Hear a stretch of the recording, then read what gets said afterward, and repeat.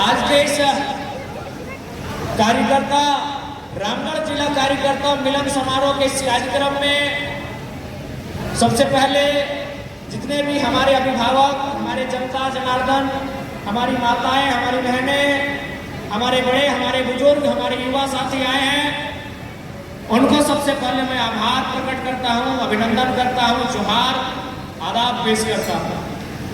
उसके बाद जितने भी हमारे लोकतंत्र के चौथे स्तंभ मीडिया कर्मी आए हैं, press media, print media, electronics media, digital media तथा अन्य मीडिया के जितने भी स्रोत हैं, उन सभी को अभिनंदन करते हैं।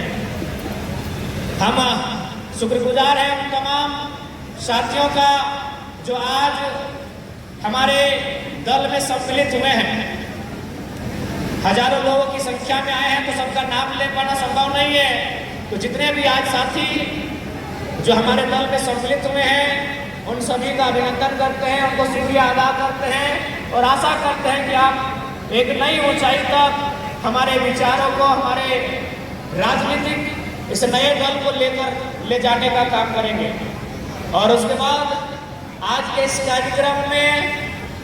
कार्यक्रम को सुचारू रूप से, व्यवस्थित रूप से संचालन करने में जिन्होंने भी अपनी अपनी भूमिका का निर्वहन करने का कार्य किया है और कर रहे हैं, उन सभी का आभार प्रकट करते हैं।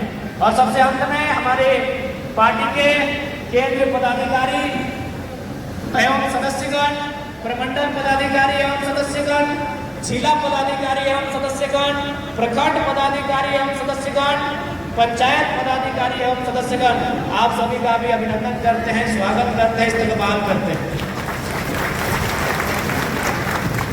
तो चूंकि हजारीबाग लोकसभा के अंतर्गत है, तो सबसे पहले हजारीबाग लोकसभा के तमाम मतदाता, तमाम जनता जनार्दन के आभार व्यक्त कराई है, तो हमनी के निहार कराई है कि हजारीबाग में भी हमनी के ऐतिहासिक वोट दिए के काम करला, सेटा खातिर तो हमनी के बहुत बहुत आभार प्रकट कराई है। शायद हजारीबाग के हिस्ट्री में भी पहली बार है कि कोई इंडिपेंडेंट कैंडिडेट 1.5 लाख से ज्यादा वोट लेके आए हैं। शायद, क्योंकि हमारा जानकारी ना है हजारीबाग के, लेकिन हमारा अनुमान है कि शायद हजारीबाग के इतिहास में भी ये पहला अवसर है कि कोई इंडिपेंडेंट कैंडिडेट अभी मतलब पहली बार लोकसभा का चुनाव, और तो ये कहीं ना कहीं बहुत बड़ा बात है। तो हमने के बहुत आशीर्वाद मिल रहा है, इस आशीर्वाद के खातिर तो हमने के बहुत बहुत आभार व्यक्त कराए हो, इनका बहुत बहुत धन्यवाद व्यक्त कराए हो। चूंकि आज 24वें साल में हमने प्रवेश कर चुका है, झारखंड राज्य अलग है। आज इस राज्य की अगर अलग कर बात कहा तो रामगढ़ जिला, हजारीबाग जिला, चूंकि पूर्व में रामगढ़ जिला हजारीबाग जिला के अंश है, यानी इस जिला के भली भांति मालूम है कि किस प्रकार से अलग झारखंड राज्य के लड़ाई लड़ल गया। इस जिला में असंख्य नेतृत्व चलते, जगह में एक यादगार नाम टेकलाल बाबू के हमेशा आवा है। ऐसा असंख्य महापुरुष चलते, आंदोलनकारी हलाए, जब उस कालखंड में जब विनोद बाबू, दिसम शिबू सोरेन, कॉमरेड एक निर्मल के दौर हलाए, उस समय में इस क्षेत्र से भी असंख्य लोग अपन घर से बाहर निकल के अपन आने वाला पीढ़ी के अलग झारखंड राज्य के निर्माण में अपन भूमिका देले हला ना। यहाँ जितना जन बैठले है, हमरा पूरा विश्वास है कि तोहनी ई पीढ़िया ना सही, एक से पिछलका पीढ़िया में कोई ना कोई तो जरूर हमको जो झारखंड राज्य के अलग करे में या तो जेल के हमको, या तो पुलिस के लाठी खा हमको, या तो केस मुकदमा के सामना कर ले हमको, चाहे तो पिताजी रहे, तो मौसा रहे, फूफा रहे या कोई रहे, यहाँ जितना जन बैठले हा जरूर आंदोलन से परिचित था, जरूर करीब से तो झारखंड आंदोलन के देख ले कि कितना तकलीफ से, कितना मेहनत से और कितना संघर्ष से हमने के पूर्वज झारखंड राज्य अलग करके ले। लेकिन एक सवाल है कि आखिर अलग झारखंड राज्य किस लिए, ककर खातिर हमने अलग झारखंड राज्य के लिए आज 24 साल के बाद भी हमनी के नया पीढ़ी सवाल कर रहा है कि अलग झारखंड राज्य ककर आखिर की मकसद वाले अलग झारखंड राज्य के तो बताओ, किस मकसद के साथ हमने पूर्वज अलग झारखंड राज्य के निर्माण करना? मकसद है कि जब झारखंड राज्य अलग भय जीता तो झारखंड के जनमानस कम से कम अधिकार मिलता, अपना शिक्षा, स्वास्थ्य, रोजी रोजगार के मौका मिलता है। लेकिन आज दुर्भाग्य के बाद तो आज कुछ दिन पहले के हमने एक स्टेटमेंट पढ़ा लिया और में बकायदा हाई कोर्ट के स्टेटमेंट है, रिम्स के चेतावनी है कि यदि आप स्वास्थ्य की व्यवस्थाओं में सुधार नहीं कर पाते हैं, मरीजों का बेहतर दवाइयों की व्यवस्था नहीं कर पाते हैं, तो आपको चलाने का कोई औचित्य नहीं है। बताओ, आज के सबसे बड़ा स्वास्थ्य व्यवस्था आज ऊपर पे हाईकोर्ट सवाल खड़ा कर रहा है, तो बताइए झारखंड राज्य किसके लिए अलग हुआ? किस लिए झारखंड राज्य अलग हुआ है? हमारी स्वास्थ्य व्यवस्था लचर है, हमारी शिक्षा व्यवस्था लचर है, रोजगार के लिए हमारे पढ़े लिखे डिप्लोमाधारी, बीटेकधारी नौजवानों को गुजरात सूरत जाना पड़ता है। तो बड़ा दुर्भाग्य की बात है कि राज्य आखिर हमने किसके लिए बनाया? ना हमारे पास स्थानीय नीति है, न हमारे पास नियोजन नीति है और न हमारे पास विस्थापन नीति है। आज अगर विस्थापन की बात करें तो सीसीएल का एरिया है, विस्थापन यहाँ हर एक घर विस्थापन से प्रभावित है। और अगर विस्थापन की बात करें तो हमारे धनबाद की कहावत कहा जाता है कि धनबाद के चिरकुंडा से रामगढ़ के भरकुंडा का जो उजड़ने का दौर हमने देखा है, हमारे गांवों को उजड़ने का जो दौर देखा है, विस्थापित होने का जो दौर देखा है, आज भी उसी दौर में हम जी रहे हैं। आज भी वही समस्या हमारे सामने है, आज भी उन समस्याओं का निराकरण नहीं हो पा रहा है। तो भाई ये सवाल और पुख्ता हो जाता है, ये सवाल और मजबूत हो जाता है कि झारखंड राज्य किन के लिए बना, किन के लिए झारखंड राज्य बना है? क्या किसी परिवार विशेष के लिए बना है? बताइए, क्या किसी परिवार विशेष के लिए राज्य बना है? और या इस राज्य के तमाम 3.25 करोड़ 3.5 करोड़ के अनुमानित जो जनसंख्या है उसके लिए राज्य बना है? आज ये सवाल बना। और आज जितने लोग यहाँ आए हैं, मैं आपको स्पष्ट कहना चाहूंगा, आप अपने दिल में हाथ रख के कहिएगा कि यदि झारखंड राज्य अलग करने का उद्देश्य पूरा हो चुका है तो हम लोग चुनाव में नहीं आएंगे, नहीं आएंगे हम लोग चुनाव में, नहीं लड़ना चाहेंगे हम लोग इलेक्शन, क्योंकि हम लोग विधायक सांसद बनने नहीं आए हैं। पहला बात आपको कहेंगे, यदि विधायक सांसद बनना होगा तो आज दिल्ली के लोकसभा में हमारे साथ हमारे और एक साथी भी मेंबर ऑफ पार्लियामेंट का शपथ ले रहे होते। दोनों राजनीतिक दलों ने हमें सीधा ऑफर किया था कि आपका और एक लड़का को हम मैनेज करेंगे। हमें 3-4 सीटों को चुनने का अवसर दिया था कि आप इन 3-4 सीटों में 2 सीट चुनिए, एक में आप खुद लड़िए और एक में अपने किसी लड़के को लड़ाइए। और पढ़े लिखे नौजवान हैं हमारे पार्टी में, जितने भी चुनाव लड़े, चाहे देवेंद्र जी रहे चाहे संजय जी रहे, सब पढ़े लिखे नौजवान हैं। अगर हम लोग केवल 2 दिन का समय लेते हैं और एक बार फीडबैक लेते हैं, हम लोग तीसरा दिन बोल देते हैं कि किस पार्टी के साथ जाने से हम लोग एमपी का चुनाव जीत जाएंगे। और आपसे भी छुपा नहीं, आज 5 सीटें को किनके पास गई और 9 सीटें किनके पास आई, आपसे छुपा नहीं है। दोनों पार्टियों का सीधा ऑफर था, दोनों पार्टियों का हम लोग को सीधा ऑफर था लोकसभा चुनाव लड़ने का। लेकिन हमारा मकसद एमपी बनना नहीं है, एमएलए बनना नहीं है, हम लोग इस व्यवस्था को बदलने आए हैं। इसीलिए हमने पहला सवाल यही किया है आपसे कि यदि झारखंड अलग राज्य करने का उद्देश्य पूरा हो चुका है, जिस उद्देश्य के साथ झारखंड राज्य का गठन किया गया था, यदि वो उद्देश्य पूरा हो चुका है तो हम लोग वोटिंग में नहीं आएंगे, हम लोग चुनाव में नहीं आएंगे।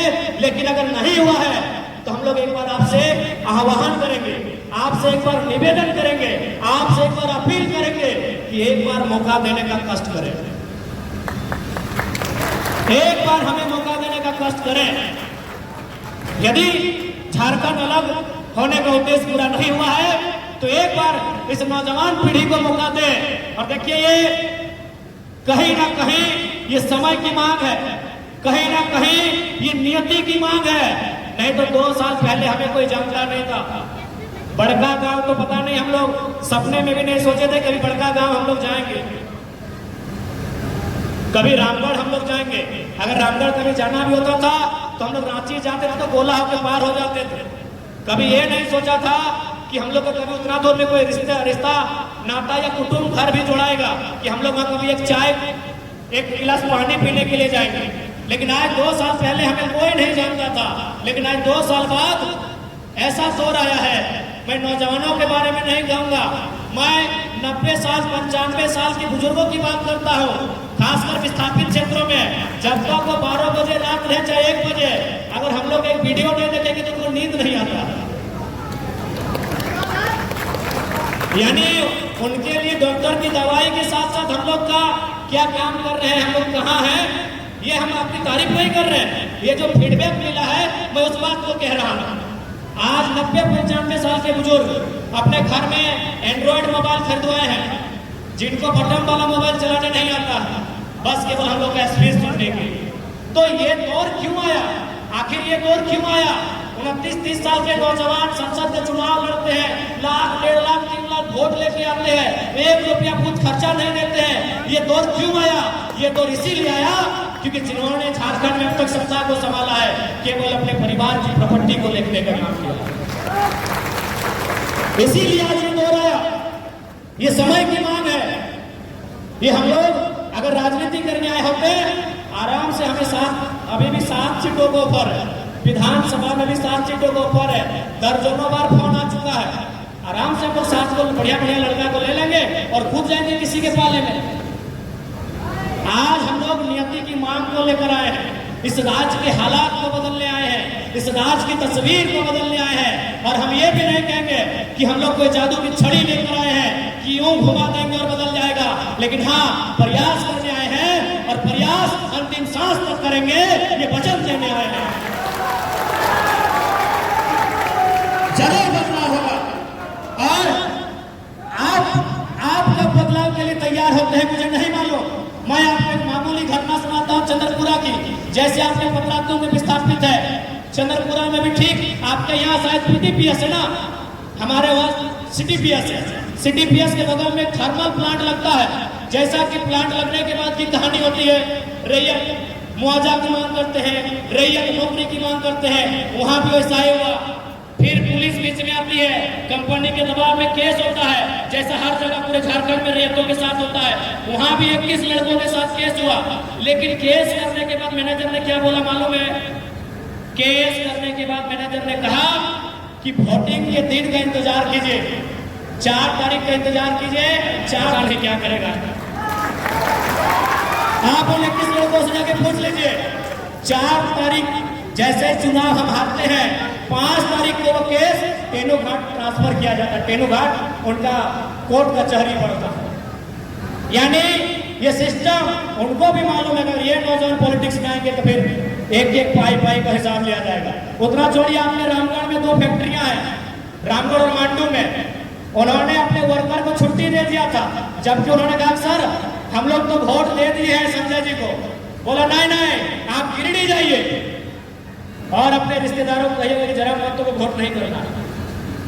अब आप किस रूप में हमें ले रहे हैं मुझे नहीं मालूम, लेकिन जिन्होंने झारखंड को लूट के रखा है वो सीरियस ले रहे हैं और चुनौती के रूप में ले रहे हैं। उन्होंने 2 दिन छुट्टी दिया था अपने वर्कर को कि जाइए और किसी रिलेशन के यहाँ रात रहिए और सुबह बस इतना बोलिएगा कि जरा महतो को वोट ना करें। उनकी हालत खराब है, क्यों मालूम है? उनको भी मालूम है वो जीतेगा गिरिडीह में, लेकिन पंगा हजारीबाग में मिलेगा। इसलिए हम लोग के पास विश्वास करके देखिए, आज जो घटित हो रहा है इस राज्य में उस तस्वीर को जरूर बदलेंगे। ये बात हम आपको कह के जाते हैं। चूंकि आज ये कार्यकर्ता मिलन समारोह भी है, तो थोड़ा सा हम ये भी कहना चाहेंगे, चूंकि यहाँ जो लोग आए हैं वो गिने चुने लोग हैं, चाहे हमारी बहनें हैं, हमारी माएँ हैं, या फिर हमारे अभिभावक हैं, हमारे नौजवान साथी हैं। यहाँ कार्यकर्ता लोग आए हैं। देखिए, नेता का चुनाव जीतने में कभी रोल नहीं होता है। न संजय जी हर एक बूथ में गए हैं, न जयराम महतो हर एक बूथ में गए हैं। चुनाव जीतने का काम कार्यकर्ता करते हैं, केडर करते हैं। यानी यहाँ आप सभी कार्यकर्ता आए हैं। ये कोई जनसभा नहीं है, ये कार्यकर्ता सम्मेलन है। इसलिए मैं आपसे कहना चाहूंगा, मैंने बचपन में एक फॉर्मूला एक इंग्लैंड के कोच से पढ़ा था। उन्होंने कहा था कि किसी भी चीज को आपको जीतना है, क्योंकि वो क्रिकेट टीम के लिए कह रहे थे, लेकिन आज हम चुनाव के संबंध में कहेंगे कि अगर जीतना है तो आपको 3D का फॉर्मूला के साथ चलना होगा। पहला डी से होता है डिटर्मिनेशन। डिटर्मिनेशन को हम लोग हिंदी में बोलते हैं इरादा। इरादा यानी अपने मन में ठानना कि हाँ हमने मन में ठान लिया है कि रामगढ़ विधानसभा से जेपी केसस को जिताएंगे तो जिताएंगे, मांडू विधानसभा से फलाना को उसके लिए मेहनत करेंगे तो करेंगे। ये होता है डिटर्मिनेशन यानी इरादा जो हम मन में ठानते हैं। दूसरा डी से होता है डेडिकेशन। डेडिकेशन का मतलब होता है समर्पण। समर्पण का मतलब होता है कि आज बारिश हो रही है लेकिन लोग इंतजार कर रहे हैं, आप फिर भी भीगते भीगते या फिर बारिश की चुनौती को स्वीकार करते करते कार्यक्रम में जाते हैं। इसको समर्पण कहते हैं, डेडिकेशन कहते हैं। और आप जो इस कमरे में बैठे हैं ना, यहाँ डिटर्मिनेशन भी दिख रहा है कि आप संकल्प लेके आए हैं कि जब तक जयराम बाबू अपना भाषण खत्म नहीं करेंगे हम लोग घर नहीं जाएंगे। आप डेडिकेशन में भी बैठे हैं, आपकी और एक भी पंखा नहीं है, आप पंखे को घुमा रहे हैं लेकिन फिर भी बैठे हैं, इसे डेडिकेशन कहते हैं। लेकिन एक चीज की कमी है जिसे लास्ट में डिसिप्लिन कहते हैं। डिटर्मिनेशन साफ साफ दिख रहा है, आगे भी दिख रहा है, पीछे भी दिख रहा है, बाहर बैठे उनमें भी दिख रहा है, डेडिकेशन भी दिख रहा है, थोड़ा डिसिप्लिन नहीं दिख रहा है। हो सकता है हम में भी नहीं दिख रहा हो। हम ये नहीं कह रहे हैं कि हम मोदी जी की तरह थोड़ी कह रहे हैं कि हम कोई अवतार लेके आए हैं, इसी मिट्टी से आए हैं। हो सकता है डिसिप्लिन हम में भी नहीं फॉलो हो रहा है। तो इसलिए अगर चाहते हैं कि विधानसभा के चुनाव में फतह हो तो डिटर्मिनेशन डेडिकेशन के साथ साथ हमें डिसिप्लिन मेंटेन करना होगा। यही चुनाव में हमारी खामी यही रही। चुनाव लोकसभा में हम लोग और बेहतर कर सकते थे, हो सके तो सीटों को जीत भी सकते थे, लेकिन थोड़ा सा डिसिप्लिन में कमी रहा, इस बात को स्वीकार करना होगा। इसलिए एक मूल मंत्र यह भी रहेगा हमारे तमाम कार्यकर्ता के लिए 3D determination, dedication, the last discipline. और साथ ही साथ डी के साथ ट्रिपल सी भी होना चाहिए। सी यानी कोऑर्डिनेशन, एक दूसरे को कोऑर्डिनेट करना होगा। कोऑपरेशन, एक दूसरे का सहयोग करना होगा। और सबसे महत्वपूर्ण कम्युनिकेशन। हमें कम्युनिकेशन नहीं है। कम्युनिकेशन यानी बातचीत। ये देखिए मंच में 15-20 साथी हैं, सभी रामगढ़ के हैं, लेकिन पूछेगा ना आखिरी बार कब एक दूसरे से बात हुई। कम्युनिकेशन क्या है हमारे बीच। आज हम उस दौर में जी रहे हैं कि इंस्टाग्राम में हम लोग रोज 25 लोगों से बात करते हैं, लेकिन खुद के भाई से और बहन से अगर सुबह मिलता है तो हम लोग उसका हाल समाचार भी पूछ नहीं पाते। उस दौर में हम जी रहे हैं। तो इसलिए अगर किसी संगठन को जिंदा रखना है तो कोऑर्डिनेशन, कोऑपरेशन और कम्युनिकेशन होना चाहिए। नो डाउट हम लोग कोऑपरेशन करते हैं, भले मन में नहीं है लेकिन पार्टी के नाम से कोऑपरेट भी करते हैं। लेकिन जो कम्युनिकेशन है उस कम्युनिकेशन में अभाव है। हम एक दूसरे को बात करना पसंद नहीं करते हैं, एक दूसरे से मिलना जुलना पसंद नहीं करते हैं। इसलिए देखिए, आप मुखिया के चुनाव में नहीं आए हैं, आप मुखिया का चुनाव लड़ने के लिए नहीं आए हैं, आप विधानसभा का चुनाव लड़ने आए हैं, आप एक राज्य को बनाने का चुनाव लड़ने आए हैं। अगर आपके अंदर ये गुण नहीं होगा, ये क्वालिटी नहीं होगी, तो मुझे नहीं लगता है कि हम लोग विधानसभा अच्छा कर पाएंगे।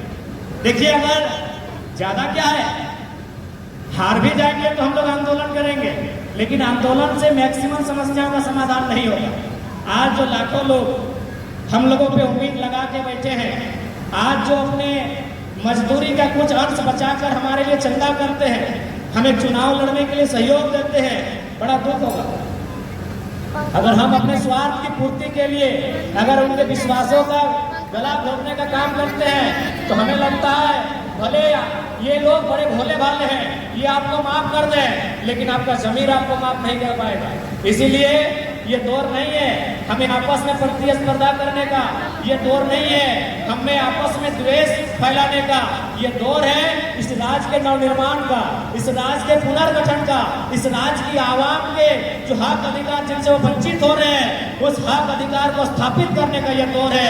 यही हम कहना चाहेंगे। और अंत में यही कहेंगे कि भैया अभी देख लीजिए, इंडिया की टीम जो T20 वर्ल्ड कप जीत के आई है, क्या खुशी है, क्या उल्लास है, क्या हर्ष है। चाहे मैन ऑफ द मैच जीतने वाले विराट कोहली है, या फिर एक मैच में मौका ना मिलने वाला यशस्वी जायसवाल है, जश्न मना रहे हैं कि नहीं मना रहे हैं? तो हमारे कहने का मतलब है कि हारी हुई टीम का कैप्टन बनने से अच्छा है विजेता टीम का प्लेयर बनकर के। आपस में लड़ते लड़ते हार गए ना, आपस में लड़ते लड़ते हार गए ना, तो फिर भैया बड़ा अफसोस लगेगा। जाइए अभी यशस्वी जायसवाल से पूछिए, भैया कैसा फील कर रहे हो? गदगद फील कर रहे हैं। अरे मैच खेले चाहे नहीं खेले, वर्ल्ड चैंपियन है। पूछिए चहल से, क्या चहल भैया कैसे हैं? वर्ल्ड चैंपियन है। अब जाके पूछिए डिकॉक से, कितना भी रन क्यों नहीं बनाया है? सर जुदा है, आंखों में आंसू है, दिल में एक दुख है, तकलीफ है। क्यों? वो भले कितना चैंपियन क्यों नहीं है तो हारा हुआ टीम का हिस्सा। इसलिए इस बात को भी इस चुनाव में समझिए। आप अगर गुट बना के रहेंगे, एक दूसरे की टांग खींचेंगे, तो नो डाउट हम अच्छा कर भी लेंगे, लेकिन अगर जीती हुई टीम में नहीं हिस्सा बन पाते हैं तो बड़ा अफसोस लगेगा।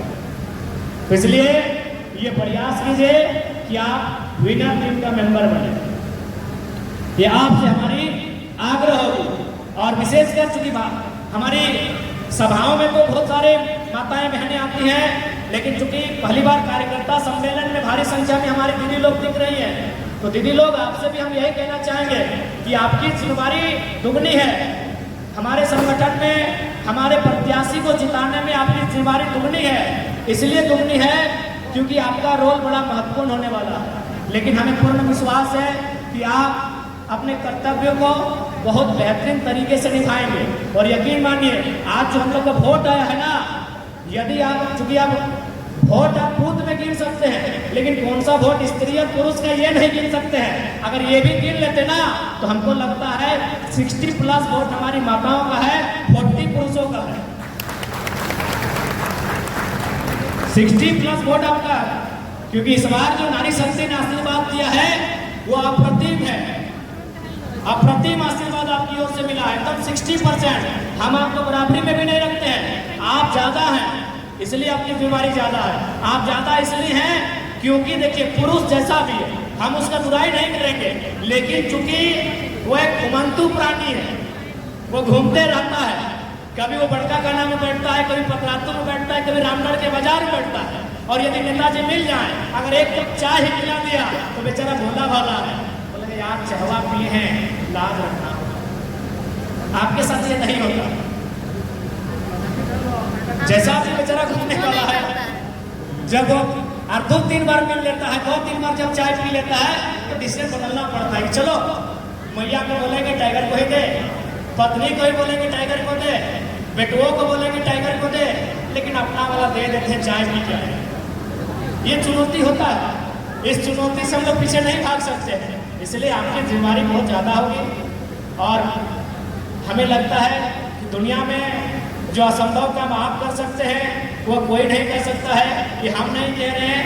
भारत देश के एक महान साहित्यकार हुआ करते थे मुंशी प्रेमचंद। वे कहते हैं कि एक इंसान को महान बनने के लिए उसमें 3 क्वालिटी होना चाहिए। मुंशी प्रेमचंद अपने कालजयी उपन्यास गोदान में लिखते हैं कि इंसान को महान बनने के लिए, सर्वश्रेष्ठ बनने के लिए, श्रेष्ठ बनने के लिए, उत्कृष्ट बनने के लिए 3 क्वालिटी होना चाहिए। एक क्वालिटी त्याग, दूसरा क्वालिटी सहनशीलता का, और तीसरा क्वालिटी क्षमा का।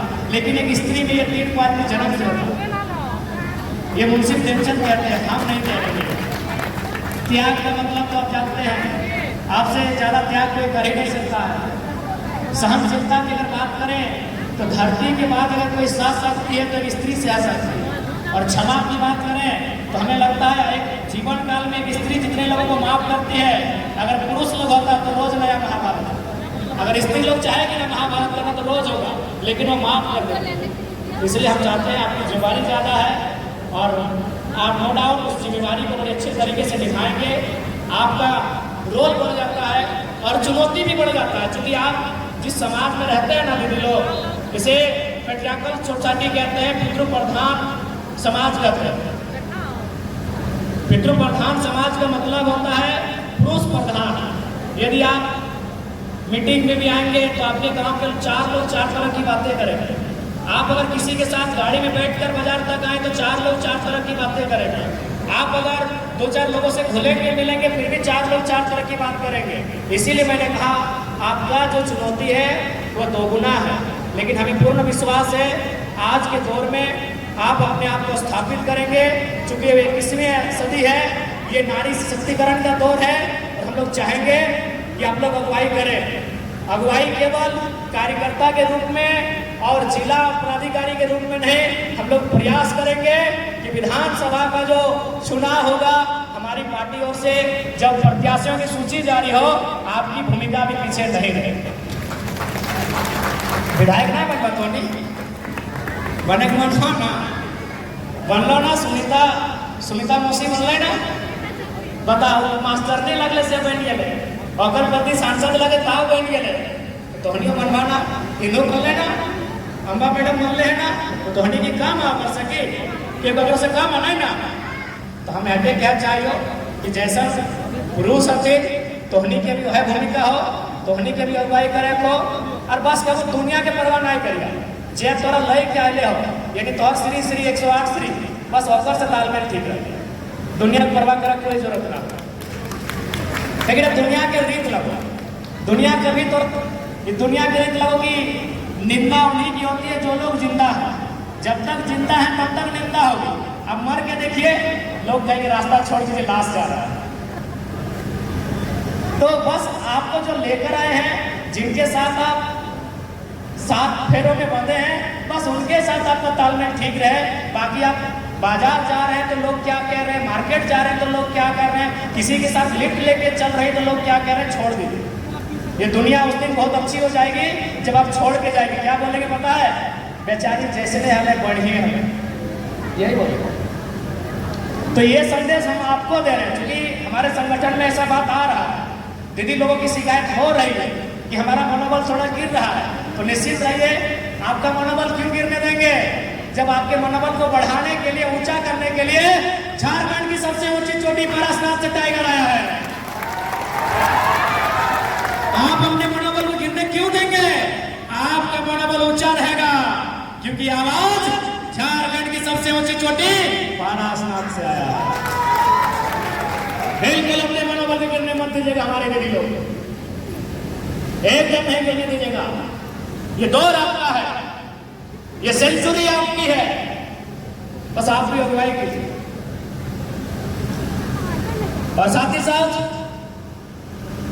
अपने तमाम साथियों से, तमाम कार्यकर्ता बंधुओं से भी यही कहना चाहेंगे कि आगामी विधानसभा का चुनाव, उसकी तैयारी आज से ही, इसी क्षण से आप कर लीजिए, क्योंकि हमारे लिए समय नहीं है, उनके लिए समय होगा, क्योंकि उनके पास बड़ी बड़ी अटैचियां हैं, उनके पास बड़े बड़े लोग हैं, हमारे पास जो भी आप हैं। इसलिए हमारी तैयारी आज से होनी चाहिए, हमारी तैयारी आज से होनी चाहिए। जिस प्रकार आपको याद होगा नेटवर्किंग में कोई लोग जुड़ते हैं, उसको बोलते हैं कि तुम 23 घंटा अपने लिए काम करना, 1 घंटा कम से कम 4 लोग कन्विंस करना। तो हमारी तैयारी आज से है।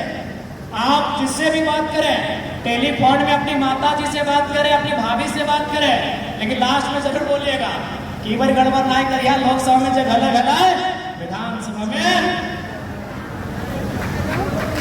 आज से, चूंकि भले आज आपको लग रहा है कि नहीं ये जुलाई, अगस्त, सितंबर, अक्टूबर, आपको हाथ में लग रहा है 4 महीना, यकीन मानिए जैसे जैसे चुनाव नजदीक आएगा, हम अपना एक्सपीरियंस बता रहे हैं गिरिडीह लोकसभा का, आज भी हमको मलाल रहता है कि काश जो 10 दिन हम अंडरग्राउंड हो गए थे, अगर बाहर होते तो हजारीबाग को भी और अच्छा करते और गिरिडीह तो हम जीत जाते। काहे कि हमने पाया कि जिन जिन क्षेत्रों में मेरा वोट नहीं था, अगर उन गांवों में हम जा रहे थे, बुजुर्गों का आशीर्वाद ले रहे थे, लोगों से मिल रहे थे, मेरा हर एक बूथ में वोट आया। जबकि वहां हम लोग सोचे नहीं थे, हम लोग सोचे थे कि नहीं ये बीजेपी का कोर वोटर है, ये फलाना पार्टी का कोर वोटर है, ये लोग तो टूटेंगे ही नहीं, लेकिन वो इंतजार कर रहे थे कि लड़का आएगा। और हमें लगा कि एक दिन में हम 10,000 वोट प्लस कर रहे थे, क्योंकि एक दिन में लगभग 20-25 गांव जा रहे थे, और एक एक गांव में, एक एक क्षेत्र में लगभग 500-700 वोट हम प्लस करते थे। यदि 10 दिन हम फील्ड में रहते हैं तो 10 दहाई 100 यानी 1 लाख वोट पिरामिड करते हैं, और 1 लाख से ही तो उतर रहा है, यानी गिरिडीह लोकसभा जीत जाते हैं। जिस दिन वोटिंग हो रहा था ना, हम 2 बजे रात तक सभा किए थे। भले आचार संहिता था, लेकिन रात को मिलने जुलने के लिए मना नहीं था। हम घर में जा जाकर लोगों से 2 बजे रात तक मिले थे, और दिल यही कह रहा था विकास और 1 सप्ताह दे दो, और 1 सप्ताह मिल जाएगा तो चुनाव आराम से जीत जाएगा। तो इसलिए हमारे पास साधन संसाधन की कमी है। आप आज के दिन से ही लग जाइए, विधानसभा मैक्सिमम होना चाहिए। और देखिए, जो भी हमारे प्रत्याशी होंगे उसको चुनने का काम भी आप करेंगे। हम तो बोल ही दिए हैं कि भाई जनता का फीडबैक सर्वोपरि होगा।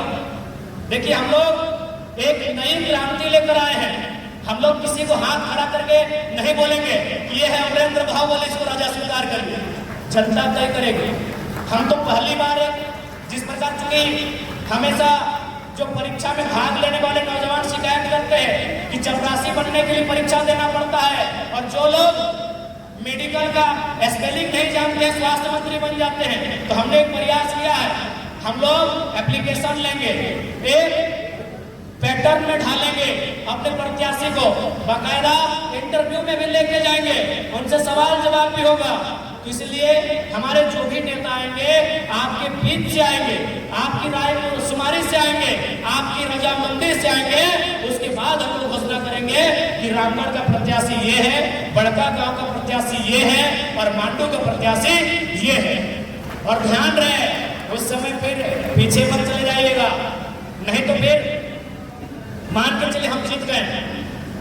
आज बगोदर के विधानसभा के जो विधायक थे विनोद सिंह जी अकेले हैं, उत्कृष्ट विधायक का अवार्ड भी मिलता है, लेकिन वो क्या करेंगे, कहां तक बदलेंगे? विधायक बनने नहीं आए हैं, बनने आते तो 2 सीट तक लीड कर रहे हैं, 90,000 कम 70,000। विधायक बनने नहीं आए हैं, सरकार में बैठने के लिए आए हैं। इसीलिए हमारे जो प्रत्याशी भी होंगे उनको भी आपको वही प्यार देना होगा जो हमें देते हैं। वही समर्पण उनके लिए भी होना चाहिए जो समर्पण आपका हमारे लिए है, मेरे लिए है। नहीं तो विधायक बन के चले जाएंगे, 2-4 सीट हमको लगता है। और हमारा तो खैर अभी पूरा झारखंड में डिमांड है, खाली बड़का गांव वाला लोग नहीं बोला है कि यहाँ से लड़िए। तो हम लोग तो संभव तो है नहीं हर जगह लड़ेंगे। इसलिए आज और हमें पूरा आशा है कि हम लोग पहले प्रयास में बहुत अच्छा करने जा रहे हैं। 9 से 10 सीटों में हम लोग 50,000 के आसपास वोट लेके आए हैं। मायने हैं, 1 रुपया खर्चा नहीं, आपका बूथ मैनेजमेंट नहीं, आपके पास कोई प्लानिंग नहीं, उसके बाद भी हम लोग 10 सीटों पे 50,000 वोट लेके आए हैं। मायने हैं, वो 10 सीट तो जीतेंगे जीतेंगे, उसके बाद भी बहुत सारी सीटें जहां को प्रत्याशी नहीं दिए थे, जहां लोगों ने ये कहा कि लोकसभा में दिल्ली देख रहे हैं, विधानसभा में हमारी ओर देखेंगे, इस बात की गारंटी है। क्योंकि आज हमारे इस राज्य के लिए ये भी हमारे लिए गर्व की बात है। हमारे 8 प्रत्याशी में शायद 6 तीसरे नंबर पर रह रहे कि नहीं, यानी इस राज्य का तीसरा विकल्प हम बनने जा रहे हैं। एनडीए इंडिया के बाद हम तीसरा विकल्प इस राज्य का बनने जा रहे हैं। एनडीए को आपने देखा, एनडीए दिल्ली में रहकर बात करती है, इंडिया को आपने देखा, इंडिया हेमंत बाबू के परिवार की बात करती है। चंपा चचा को रहने देते 3 महीना कम से कम, तभी तो जानते हैं कि आप झारखंड की बात करते हैं। एनडीए को भी आपने मौका दिया, इंडिया को भी आपने मौका दिया, आप नौजवानों को मौका दीजिए जो झारखंड को चारागाह बनाने वाले, झारखंड को लूटखंड बनाने वाले, उनसे आंख मिला सके और इस राज्य के लिए नियम बना सके, पॉलिसी बना सके, ऐसे युवाओं को मौका दीजिए। पॉलिसी बनाना कोई कठिन काम नहीं है, ये बनाना नहीं चाहते हैं, ये बनाना नहीं चाहते हैं, क्योंकि इनको भी मालूम है इनको चंदा मिलता है, इनको चंदा मिलता है, ये सबको मालूम है। ये अगर पॉलिसी बना देंगे तो जिनसे चंदा लेते हैं उनका हाथ कट जाएगा, इसलिए पॉलिसी बनाना नहीं चाहते। इसलिए आज तमाम राज्यवासियों से, आज के सभागार से उपस्थित जनसैलाब के बीच से पूरे राज्यवासी को मैं संदेश देना चाहूंगा कि इस बार विधानसभा का चुनाव पॉलिसी बनाने के लिए, इस राज्य के लिए जो पॉलिसी बनाएंगे उनके लिए हो। हमने नली गली सड़क के दौर को देखा, वो काम आगे भी होगा, उस काम को मुखिया जी भी करेंगे, लेकिन इस बार विधानसभा का मुद्दा इस राज्य का मुद्दा होना चाहिए। इस बार विधानसभा का मुद्दा एक स्पष्ट, सदृढ़, मजबूत स्थानीय नीति बनाने का होना चाहिए। 24 सालों से हम एक स्थानीय नीति को नहीं बना पाए हैं। इस बार विधानसभा चुनाव का मुद्दा एक बढ़िया नियोजन नीति होना चाहिए। इस बार चुनाव का मुद्दा एक विस्थापन नीति और पुनर्वास आयोग का गठन होना चाहिए, ताकि जमीन देने वाले किसान, जमीन देने वाले रैया विस्थापन की मार झेलने के बाद अपने आप को अपाहिज महसूस न करे, अपने आप को बेघर महसूस न करे। तो आज इस बार का चुनाव नीति बनाने के लिए हो, और किसके लिए नीति? झारखंड के लिए, अपने परिवार के लिए नहीं। परिवार की नीति बन चुकी है, वो नीति आजसू भी मान रही है, वो नीति जेएमएम भी मान रही है और बीजेपी कांग्रेस भी मान रही है। आपको भले जानकारी नहीं है, झारखंड के गरीब छात्रों के लिए नियोजन नीति नहीं बनी है, बाकी उनके लिए नियोजन नीति बन गई है। अगर आप कांग्रेस की बात करेंगे तो देखिए बगल में नियोजन नीति, सुबोध कांत की बेटी कौन है भाई? आ गई ना, 4.5 लाख वोट ले आई ना, नेता बन गई ना। ये है नियोजन नीति नेताओं की। आइए आजसू की बात कीजिए, संसद जी सांसद, पत्नी जी बन गई विधायक, बढ़ गई ना नियोजन नीति। हेमंत जी की बात कीजिए, मुख्यमंत्री, भाभी विधायक बनने से बढ़ गई ना नियोजन नीति। कहां नहीं है नियोजन नीति?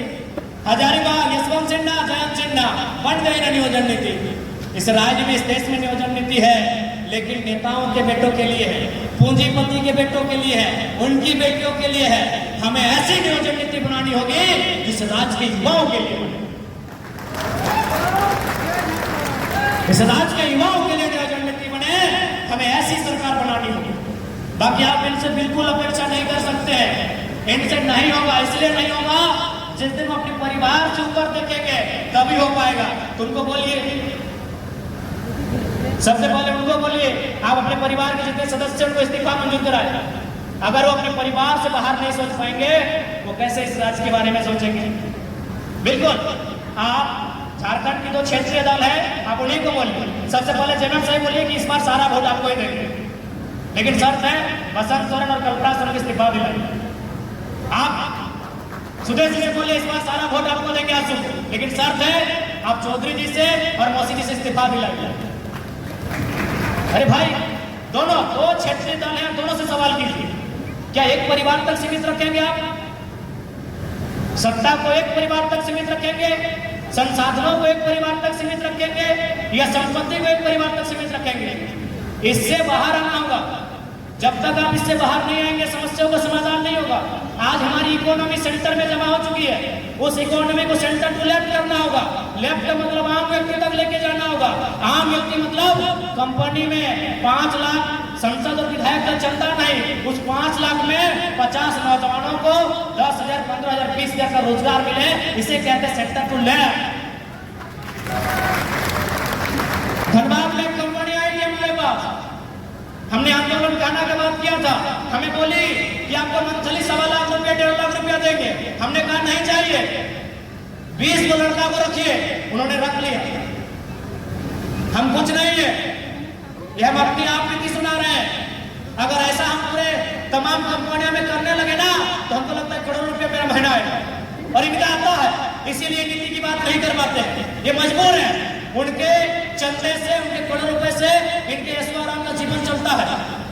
ये हम अपना एक्सपीरियंस बता रहे हैं। हमें धनबाद में, बोकारो में, जहां जहां आंदोलन का विषय बनता है, हर जगह ऊपर आता है, हर जगह ये ऊपर आता है कि आप लोग मैनेज हो जाइए, मैनेज हो जाइए। हम लोग कहीं 10 को, कहीं 40 को, देखिएगा, पढ़िएगा अखबार में भी आ कि हम लोग वहां 40 को, कहीं 20 को। तो भैया, जब तक ये नेता इस संपत्ति को सेंटर टू लेफ्ट ले जाने के पक्ष में नहीं रहेंगे, आप और हम नारा लगा लगा के, जिंदाबाद कर करके सर पटक पटक के मर जाइएगा, नहीं बदलेगा। ये राज तभी बदलेगा जब एक आम व्यक्ति का जेब में बदलाव होगा। हवा पानी बदलने से राज नहीं बनेगा। ये राज नदियों के लिए अलग नहीं हुआ है, ये राज पहाड़ों के लिए अलग नहीं हुआ है, ये राज इंसानों के लिए अलग हुआ है।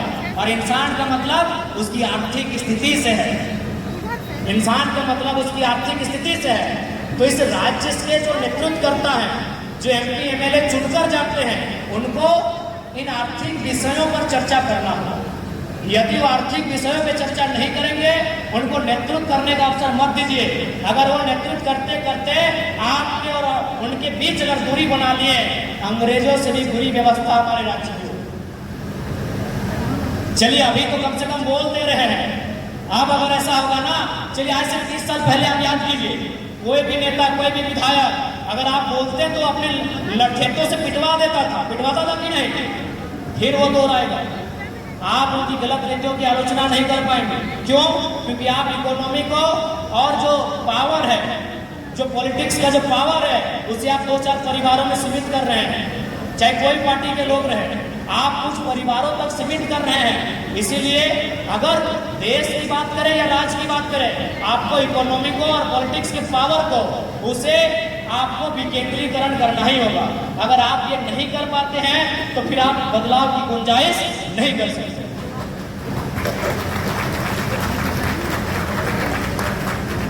तो इसलिए ज्यादा समय नहीं लेंगे, क्योंकि काफी गर्मी, काफी उमस है, और उम्मीद करते हैं आपके अंदर जो आज ये आग इस सभागार में दिख रही है, ये विधानसभा के चुनाव में भी दिखेगी। तैयार है ना? विधानसभा के चुनाव में बदलाव के लिए तैयार है ना? और आप निश्चित रहिए, हम लोग आपके विश्वास पर खरा उतरने के लिए अपना सर्वस्व निछावर करेंगे। आपने जो विश्वास जताया है, आपके विश्वास का किसी भी सूरत हाल में न समझौता उससे किया जाएगा, न उससे हम लोग पीछे हटने का काम करेंगे।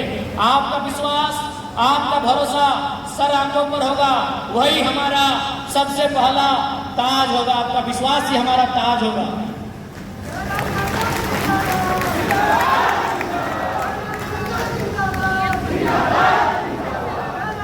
और साथ ही साथ बस इस बार यही कहेंगे, आप इसलिए इस बार वोट मत दीजिएगा कि अगला प्रत्याशी आपके मामा के मौसी का बेटा का, नतने का, गोतनी का, भैया का, फूफा का, चाचा का लड़का। इसलिए वोट दीजिएगा जो आपके बच्चों की भविष्य की बात करता हो, क्योंकि उस समय मौसा जी भी नहीं काम आएंगे, पॉलिसी काम आएगी। अगर बेहतर पॉलिसी नहीं रहेगी तो मौसा जी भी और चचा जी भी काम नहीं आएंगे। इसलिए इस बार वोट कीजिएगा जो आपके बच्चों के, आपके घर में पढ़ने वाले बच्चों के भविष्य की लड़ाई लड़ रहा है। आज क्या परिस्थिति है? आज पीजीटी एग्जाम की बात कीजिए, या सीजीएल एग्जाम की बात कीजिए, या जेपीएससी की बात कीजिए, या होमगार्ड की भी बात कीजिए, हर जगह करप्शन है, हर जगह धांधली। क्यों? हमारे पास दमदार लीडर नहीं है। हमारे पास निर्मल और शक्ति की तरह लड़ने भिड़ने वाले लीडर चाहिए। अलोका प्राइवेट लिमिटेड कंपनी के मालिक का नाती का बर्थडे में केक खिलाने वाले लीडर लेके आएंगे तो कहां से बदलाव होगा? इसलिए आज हमने कल कोल्हान में भी स्पष्ट कहा कि रिस्की सीएम चाहिए, क्योंकि आसान नहीं है। आप कॉर्पोरेट के खिलाफ आपको होना होगा, आपको तमाम उद्यमियों के खिलाफ होना होगा, आपको तमाम जो बीसीसीएल, सीसीएल है, टाटा है, वेदांता है, एचईसी है, हिंडाल्को है, आपका पीटीपीएस है, एनटीपीसी है, उनके खिलाफ होना होगा। रिस्की सीएम चाहिए, ऐसा किरदार चाहिए जो किरदार जमशेदपुर के पूर्व अमर शहीद सांसद सुनील महतो का था। 4 गोलियां लगी थी, वो सर जमीन पे धराशायी था, लेकिन फिर उठ के खड़ा हुआ कि अभी तो हम जिंदा है। फिर 8 गोलियां दागी गई, 12 गोली दागकर उसका जीवन का अंत किया गया।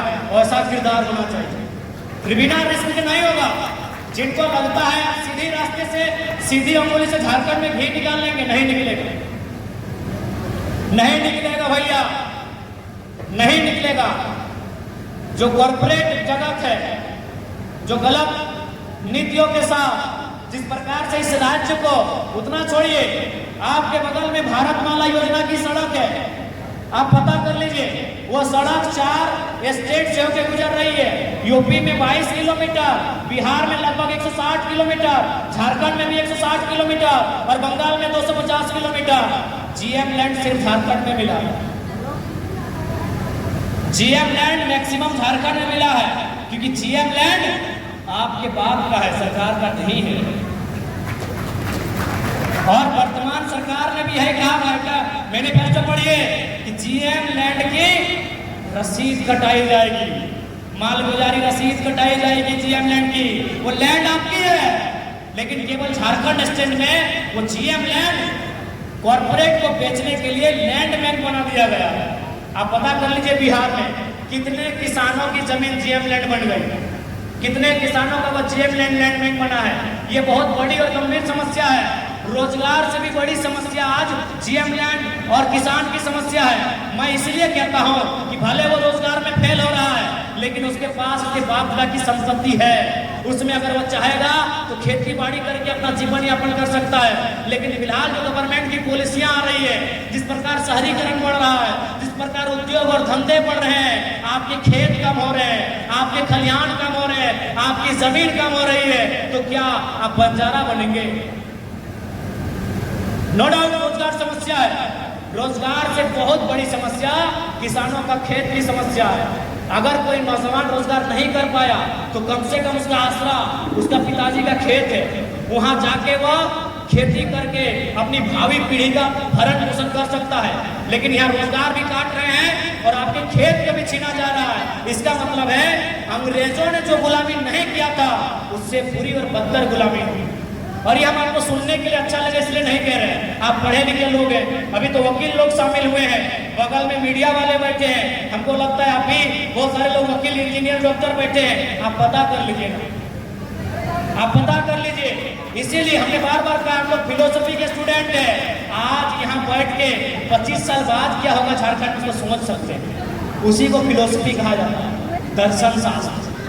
25 साल बाद इस राज्य के साथ क्या होगा ना, हम आज यहाँ बैठ के सोच सकते हैं। ये प्लानिंग, नौकरी भी हाथ से जाएगी और उद्योग धंधे बसाने के लिए आपकी जमीन भी आपके हाथ से जाएगी। उतना छोड़िए, अभी कोला और पेट्रोल में 2 किसानों से हम मिले, उन्होंने कहा कि जमीन को खरीदने में जो पूंजी लगी थी उससे आधा का आधा पूंजी सरकार देके हमारा जमीन ले ली। कहाँ सच पीटेगा बाद में, कहाँ छाती पीटेगा बताइए।